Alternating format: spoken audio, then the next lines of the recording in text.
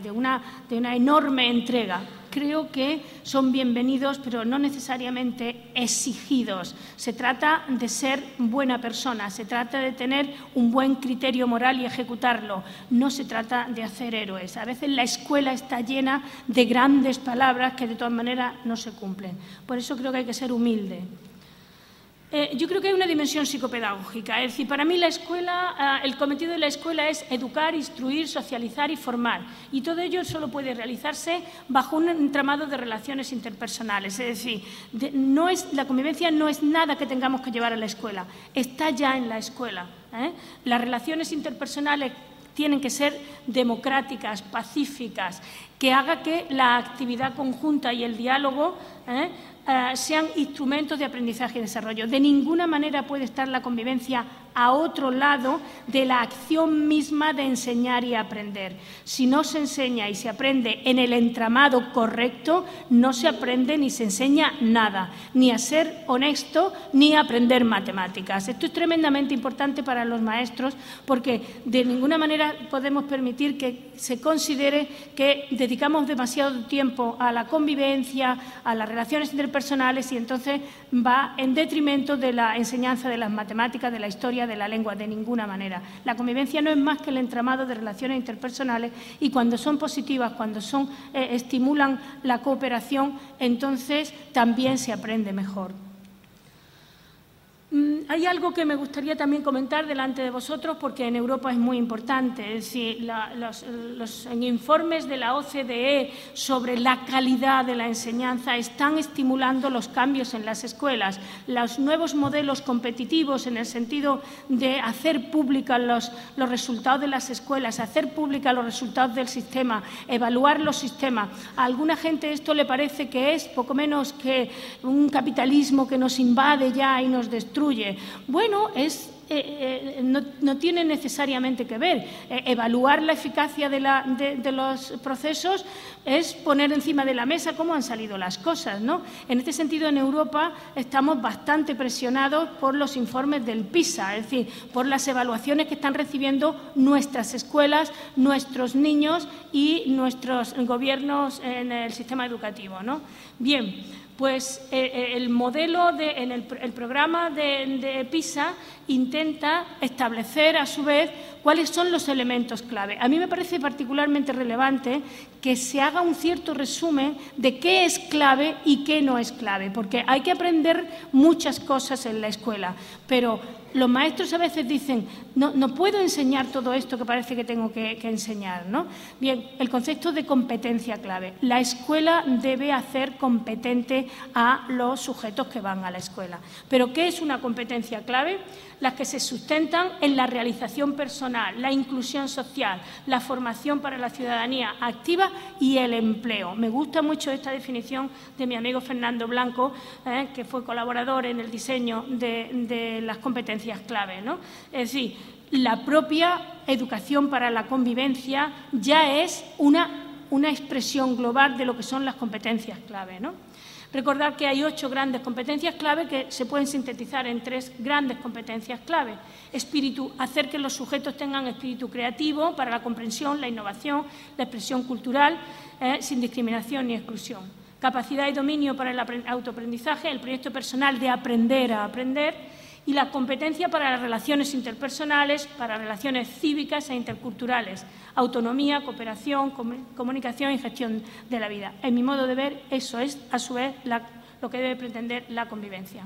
Así pues, en el modelo, que a partir de ahora hablaré del modelo Construir la convivencia, en donde dejaré un trocito para hablar del tema de la violencia, debemos pensar en un currículum que implique aprender a ser y estar, es decir, identidad, dominio y dominio personal, pensar, comprender y comunicar, hacer cosas y sentirse útil, a tener reciprocidad afectiva y moral para lograr tener una educación para la ciudadanía.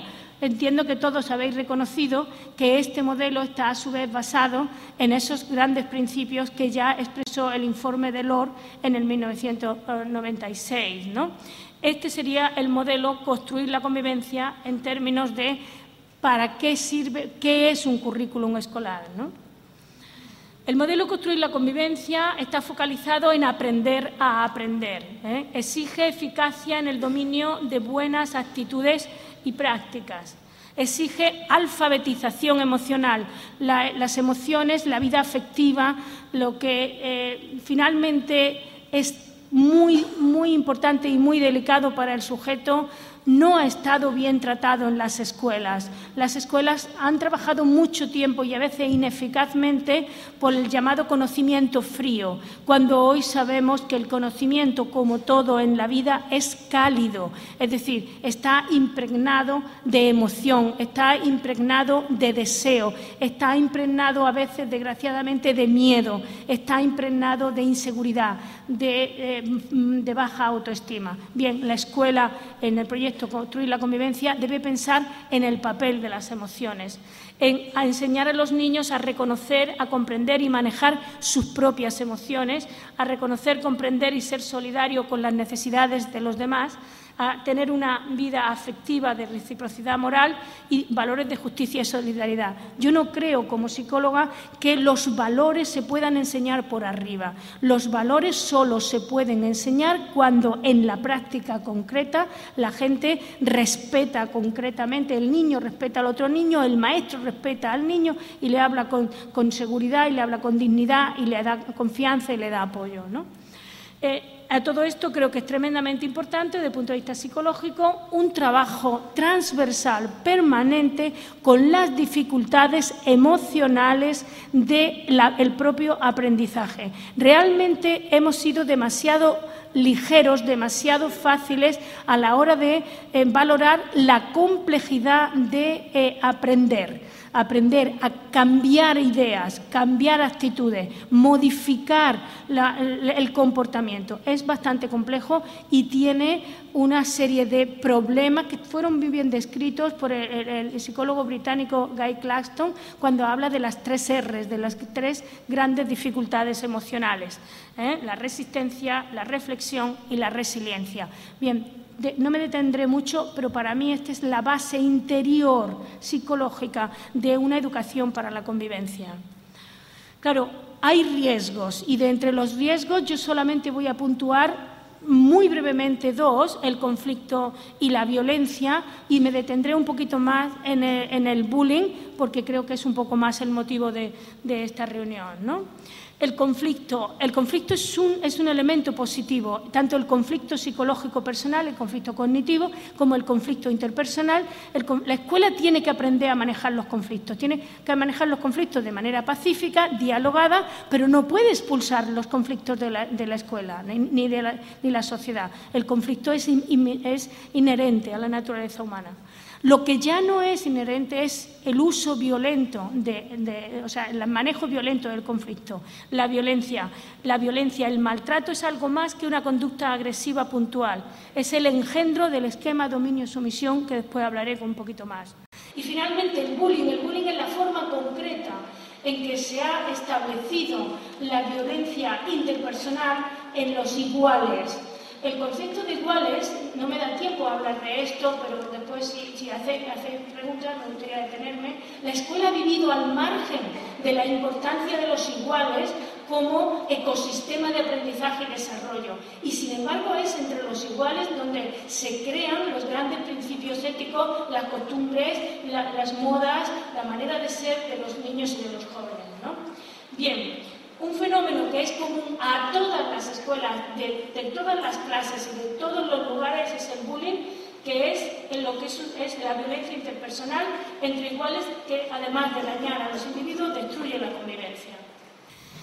Hay o puede haber violencia entre desiguales y quiero insistir en que esta es más grave, que cuando el más fuerte, el poderoso, el padre, el maestro, el que tiene poder, ataca injustificada y gratuitamente al inferior, al que no tiene poder, al que depende, esa violencia es todavía más grave. Así que no vayamos a creer que aunque la violencia interpersonal entre iguales, es decir, el bullying es muy presente en las escuelas, esto no significa que el otro no exista. Es decir, todavía hay escuelas y maestros que son injustificadamente violentos con sus niños y padres y familiares que maltratan y acosan a sus hijos, ¿no?